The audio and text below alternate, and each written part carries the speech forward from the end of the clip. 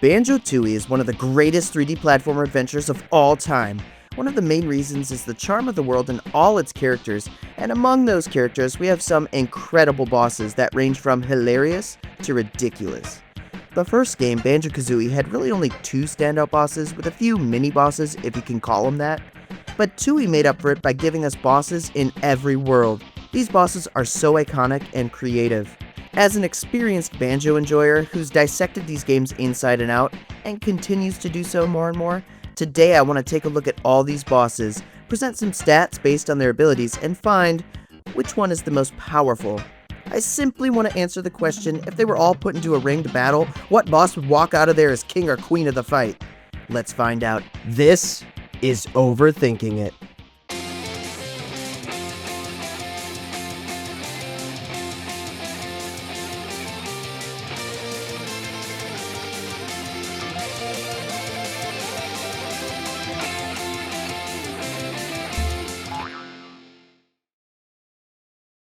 Let's first identify all our contenders. Targitzan, the boss of the first world we unlock, Mayhem Temple, a giant totem pole of tremendous power. Terry, the dedicated father who defends his offspring fiercely, a pterodactyl of gargantuan proportions who may need a tissue. Chilli, Willi, and Billi, dragon brothers who guard their respective side of Hailfire Peaks, one of fire and one of ice. Beware of their large mouths filled with teeth. Old King Coal, a large living pile of coal that lives inside Chuffy the Train. He has a beautiful smile. Lord Woo Fak Fak, deep in the heart of Atlantis inside of Davy Jones' locker lies the large anglerfish bent on fishing with jingling? True story. Klungo, Grunty's faithful assistant. You may never know what sort of magical potion he's created, not to mention he has big fists. Weldar, hide your fire eggs because this snake-like welding torch is highly flammable. Mr. Patch, a giant balloon dinosaur. Does his size equate to his power? Mingy Jongo. It's not Mumbo, it's Mingy Jongo. Without the element of surprise, how will this Terminator fare? And finally, Gruntilda Winkybunion, in her Hag one of course, a giant drilling machine with lasers. All of the contenders are now lined up. I'm going to lay out each individual boss's stats based on a few things: intelligence, attack power, speed and agility, defense, attack variety. These are all based on my opinion, but I do provide good reasoning for why I give specific stats to specific characters. Now let's take a look more in depth at their boss fights and see what level of power we're dealing with. Starting with Targitzan, the despotic dizzy totem god. Visually, he's a giant totem pole with 5 layers. Each layer has a face, though we only see the top head talk. I wonder if they all have sentience and could separate. It may just be visual. The bottom one contains his feetsies, and the top contain his big head and little arms. He is one of the larger Banjo Tooie bosses, at least in height. Based on a previous video I made about the unbelievable power of Banjo's backpack, I estimate Banjo is actually around 3 feet. If you want to see how I came up with that, go watch the video. You'll learn something about bears at the very least. It's a bit strange as we are in the first person perspective mostly in this fight, but when Banjo stands by Targitzan, he takes up about half a layer. So let's say each layer is about 6 feet, and he's essentially got an extra layer after his top face since his head is larger. So count it out, he's roughly 36 feet high. It's not an exact science, but he's certainly tall. Since he seems to be a combination of wood and stone, he's likely very heavy too. According to Google, if a totem pole was solid wood and 36 feet high, it would weigh between 1,800 and 3,000 pounds, and if it was solid stone, 12,000 to 18,000. But since it's a mix, let's put him somewhere in the middle between 8,000 and 10,000. Targitzan's abilities consist of him spinning his layers around individually as he shoots darts with great accuracy, and he can summon enemies to attack from little warp pads. He also has a self-destruct ability. Now why don't we just highlight some weaknesses here. His weaknesses include, he must stay in place. Though he has feet, he's never shown to move out of place. He has targets on the sides of his layers without mouths, and if they're hit by projectiles, they blow up. His stationary nature seems to be his biggest weak point in my opinion, but also his explosive self-destructibility seems to be both ineffective and also just hurts him. So honestly, he's way overconfident in his ability, and the fact his self-destruct doesn't even hurt anything but him makes it completely useless, and that also makes him dumb. I'd rate his stats like this. Intelligence, 3 out of 5. On account, he uses a useless self-destruct move and effectively ends his own life. Attack power, 3.5 out of 5. He shoots long-range darts and can summon minions. His self-destruct maybe works at very close range, but otherwise he's almost ineffective up close as long as you can move. The attacks are actually pretty effective when they hit. Speed and agility, 0.5 out of 5. The only reason why he gets any stats on speed and agility is because he rotates. Defense, 2.5 out of 5. He's pretty solid and towers above his foes, but even with his layers, he's got literal targets on him. Attack variety, 2.5 out of 5. Long range ability with the darts, able to summon minions, and the self-destruct. 2 very useful abilities and 1 not at all, but it's an ability, so half a point. Now let's move on to our next fighter, Old King Cole. This grubby boiler monarch fiercely guards his train. Visually, he has one large mass of coals that are burning hot. He's fairly large in size like most bosses, but actually compared to other boss fights, he's on the smaller side. Using Banjo at that 3 feet as a measure again, we can see he's roughly the size of his toes. So the toe's about 3 feet. Use that as your measure and he's about 27 feet tall. He's very, very heavy since he's made of coal. Granted, probably a softer grade of coal, which could be upwards of about 160,000 pounds according to Google again. He doesn't have too many abilities, unfortunately, though. He's very mobile compared to our last contender and runs around. He's able to withstand high heats and can seem to make the area he lives in hotter when he's angry. But he doesn't have any attacks, really. He also just keeps running into our attacks, and every single attack we do, minor or special, hurts him. His weakness is physical contact. I'd rate his stats like this. Intelligence, 1.5 out of 5. He's not very smart since he doesn't even attack us and just keeps taking hits. But he's smart enough to make the place hotter at least to try and stop us. Attack power, 1 out of 5. He just runs around hoping to stomp us out, but he does bring that heat. His power level is pretty low since he doesn't actually attack. Speed and agility, 4 out of 5. He's actually fairly quick, especially for his size and weight. He can avoid your attacks if you don't have precise aim. Defense, 2 out of 5. He can take quite a few hits, but any part of his body that gets hit can have a detrimental effect on his well-being, if hit enough. Like if he gets hit in the toe enough, his arm could fall off. He's very resilient though. Attack variety, 1.5 out of 5. He essentially has one attack with turning up the heat, but he gets a half a point for running around trying to hurt us. Next fighter, Mr. Patch.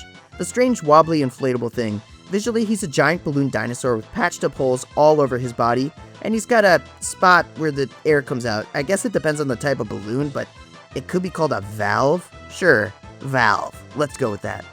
He's probably the largest of the bunch as he's able to inflate himself in size to get bigger. Just visually guessing based on Banjo's 3 feet, Mr. Patch can get to about 100 feet tall.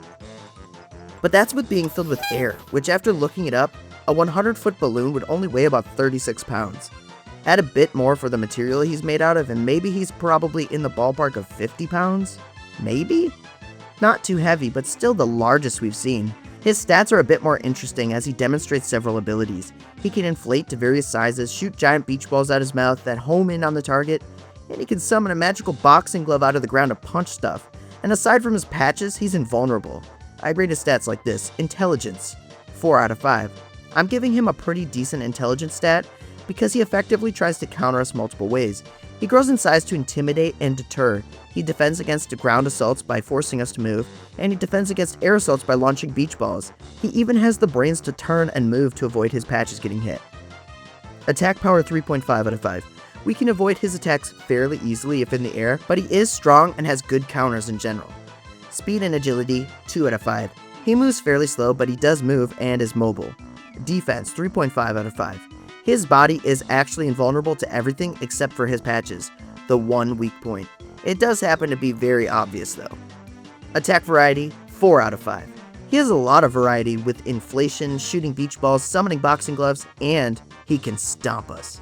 He's a powerful one indeed. Next fighter, Lord Woo Fak Fak, the self-important anglerfish himself.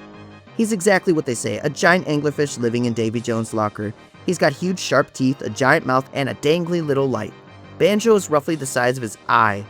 Lengthwise, he's about 20-ish feet. Basing the 20-foot length on a real anglerfish size to weight ratio, it could weigh somewhere between 3,500 and 4,000 pounds.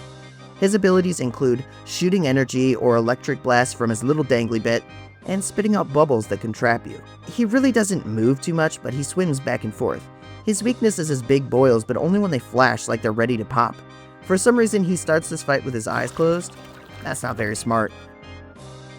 I'd put his stats here. Intelligence, 2.5 out of 5. Why does he start with his eyes closed? Attack power, 2.5 out of 5. The electric attack homes in a bit, so it's fairly accurate, and the bubble traps you so he can unleash his ability. Underwater, he's fairly strong, but out of water, not too sure. Speed and agility, 3 out of 5. Accounting for underwater, he moves at a decent pace and rotates. He doesn't have much room to work with, but he does it quickly. Defense, 4 out of 5. His boils can be tricky to get, and it's only the ones that are glowing, otherwise he's invulnerable to attack. Attack variety, 3 out of 5.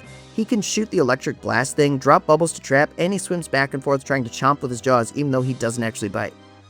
Next fighter, Terry, the disgruntled pterodactyl parent. Visually, Terry is just a giant pterodactyl. Banjo's about the size of Terry's claw, making Terry about 57 feet tall, one of our larger contenders, which makes sense as this world is filled with giant creatures at every turn. He'd actually be sort of light for that since, he flies, putting him between 1,500 and 2,200 pounds. Those bones are hollow, like birds. His abilities include flight, hawking out purple loogies that hurt on impact, and sentient loogies that attack us. His weaknesses include being a single dad, which is a sore subject, and honestly just not having the motivation to fight much. He can fly around, though he doesn't go too fast, but that mobility exists, and I think if the fight was serious, he could be a lot more fierce than he is. I'd drop his stats as so. Intelligence, 3 out of 5. He's not really dumb or particularly smart, seems like a very average intelligence. Even though he accuses us of having his eggs and we don't, in all fairness, we have a lot of eggs on us at all times. Attack power, 3 out of 5. His spit hurts and it's fairly quick. Speed and agility, 4 out of 5. He could be even faster if the fight called for it. The fact he can move around any battlefield with this ability makes him formidable. Defense, 2 out of 5. He doesn't bolster a strong defense and actually seems to give up early on if attacked. He doesn't like getting hurt, a few grenade eggs are all it takes. Attack variety, 2.5 out of 5. He could do more than he does. He spits and summons snout monsters, but he has teeth and claws and could definitely do more. I wish he did. Next fighter, Weldar. The visually impaired welding torch, a serpent-like monster with a large metal body. He can shoot flames and inhale objects and people. Banjo's again roughly the size of his eyes. He's about 45 feet long, with his head able to extend to maybe around 55 feet if fully extended. A typical propane torch weighs somewhere around 4 pounds and are roughly 3 feet. So 3 divided by 4 is 0.75 pounds per foot, so multiply 0.75 times 45 and we get 33.75 pounds. Let's round it up to 40. His abilities are interesting as he can breathe and shoot fire, inhale things, jump super high, and smash things. He can even electrify the floor of his room and summon sentient bolts to fight. He's pretty fierce. His weakness is really just being highly flammable. They say he's visually impaired, but in a fight, it just doesn't seem to affect him much. I'd lay his stats out like this. Intelligence, 2 out of 5. A bit dumber than your average boss since his one weakness is clear and he can see we're using fire. Just not a good call. Attack power, 3.5 out of 5. His flames are strong and he keeps us moving constantly. If he smushes us, it's really gonna hurt. Speed and agility, 3.5 out of 5. He starts off slow, but he can hop around quick if needed and can jump really high. Defense, 4 out of 5. As long as he doesn't inhale, he's pretty strong being made of solid metal. Attack variety, 5 out of 5. He shines in pure variety. If you get close, he can smush you. He can slow you down by electrifying the floor. He can force you in a direction by summoning bolt minions. He can suck you in and get you closer and attack. And he's got long-range fire blast. He's great all around at any range. He's a formidable opponent with his many and varied attacks. The next fighter is technically 2, but I'm going to put them together since they're largely the same, just with different elements. Chilli, Willi, and Billi, the cold and icy and hot and spicy dragon. These dragons have super long necks, but comically small bodies. One is red, one is blue, reflecting fire and ice preferences. Banjo's roughly the size of one of their teeth. The neck is roughly 20 of that length and the head is 10, so putting the neck at about 60 feet, plus the head makes 70, and add in that body, which is slightly longer than the head with its tail, we're looking at about 85 feet in length. But it's all length. I'm basing the weight off of Brontosaurus since they're similarly sized, so roughly between 30,000 and 60,000 pounds, probably leaning toward the lighter side since their bodies are tiny. They also have the ability to fly, though they don't really use it in battle. They can both shoot out their respective element as a ball, and their tongues stun and hurt their opponent. Their weakness is the opposite element, so they could effectively negate each other. Laying out their stats, intelligence, 1 out of 5. These guys are so dumb, thinking we're delivering pizza and deciding we're lying and they're gonna eat us instead. Attack power, 3 out of 5. Their fireball and ice ball attack is ferocious and giant, and their tongue can stun and good for close range, but that's about it. Speed and agility, 1.5 out of 5. They move quick and could certainly fly around, but they decide to sit in their ice and volcanic mountains. Defense, 5 out of 5. They may be defeated by their respective element, but it required the use of special cannons that enhance and gigantify our attacks. Without those, they may not take much damage. Attack variety, 2 out of 5. With an element ball and a tongue swipe, that's all they got. An interesting take is maybe they would fight together as a team. That would give them a huge edge, but since they're separate, they likely wouldn't. Next fighter. Mingy Jongo, the crafty shaman impersonator, a Terminator-type robot that takes on the identity of our good pal Mumbo in an attempt to get us. He's roughly our same height, about 3-ish feet, which makes him not only significantly smaller than all the others, but the smallest of all the bosses. Let's assume he's made out of solid steel and has inner parts. An animatronic made of steel at that size could weigh about 60 pounds. Let's assume with armor and everything he's probably closer to 100. Still small. He has energy blasts, teleportation, and a clever disguise that seems to be like armor too. His weaknesses are probably losing the element of surprise and his energy stick stopping to function like it's blocked off. His stats would be like this: Intelligence 4 out of 5, using his disguise to trick us, and dropping our guard is genius, and probably the trickiest idea of any boss. Attack power 3 out of 5, he's a bit on the average side with his blast ability. It's not big and fairly easy to dodge. Speed and agility 5 out of 5, he gets high marks here because he can effectively teleport. Probably the only ability above being able to fly. Defense 2 out of 5, even though he's sort of armored, he can still only take so much. He'd be more likely to avoid being hit. Attack variety 2 out of 5, he's really only got energy blasts and the ability to hit with his staff. The teleportation aids him, but his abilities are only that for attacking. Next fighter, Klungo, the minion with a mission. Klungo is slightly larger than Banjo and is a scientist gruntling. He is fairly physically strong, but not dramatically stronger than Banjo, I would say. He's probably somewhere between 5 and 6 feet. I'd put his weight above Banjo's. I had Banjo at about 300 pounds. That's 100 per foot, so add another 2 or 3 feet, he's between 500 and 600 pounds. He uses potions that give him magical abilities, and I'm not sure if he made these or not, but it's safe to say he may be smarter than we give him credit for. As in Grunty's Revenge, he built Grunty an entire robotic body. He may in fact be behind all the technology Grunty utilizes. If I had to stat him, this is what I'd say. Intelligence 5 out of 5. He may speak simply, but the dude is overflowing with creative ideas and engineering brain power. He develops all sorts of technology and probably the potions he uses. Attack power 3.5 out of 5. His attack power is slightly above average. He can use the potions to enhance his abilities, though he often just prefers to throw them like Molotov cocktails. Speed and agility 3.5 out of 5. He's actually fairly mobile and quick. He won't sit still unless he has protection. Defense 3.5 out of 5, and that protection comes in the form of an energy shield. It's invulnerable to everything, but it does time out after a while, and he needs to move. If he could maintain this more, he'd be unstoppable. Attack variety 5 out of 5. He can smash us, throw potions at us, clone himself, gigantify himself, and go invisible. He has a huge variety of abilities with his concoctions, and the sky's the limit. He might even have more. I wouldn't want to mess with him. And the final fighter is, of course, Gruntilda Winkybunion, that wicked witch. She's riding in the Hag one this time rather than fighting us directly. She's about the same size as Klungo, so roughly 5 feet or so. Being she's all bones, she's actually really light, somewhere around 20 pounds based on a 5-foot human skeleton. Adding a bit extra for eyes, hair, and her outfit. She is hyper obsessed with quizzes, though I'd hardly call that an ability, though she does use it as a way to either increase or decrease her power to mess with her opponent. So her greatest weakness is definitely overconfidence in her ability. Her stats would lay out something like this. Intelligence 2.5 out of 5. I'm giving her points for creating her industrial factory and shipping yard. She also seems to be able to master spells and learn quick, but she's dumb in a lot of other ways, and one is to wonder how much help she actually got from Klungo and even her sisters for that matter. Attack power 5 out of 5. Her attack power is her greatest asset, able to blow up entire houses with one spell. There's no denying she is powerful in her offense.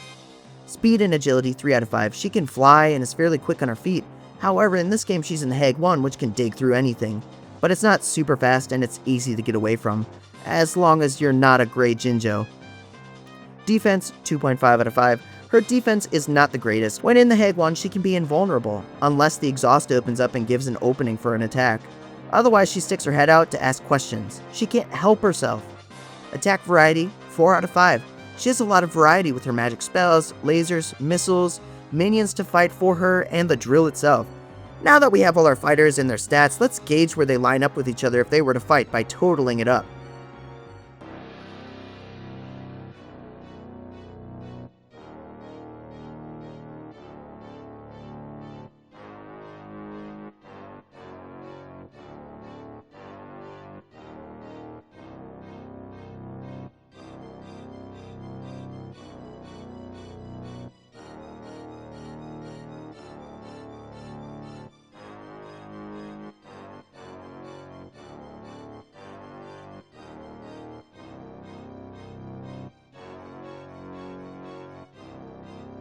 If we total it all up, the winner would be Klungo, based on the stats I have alone.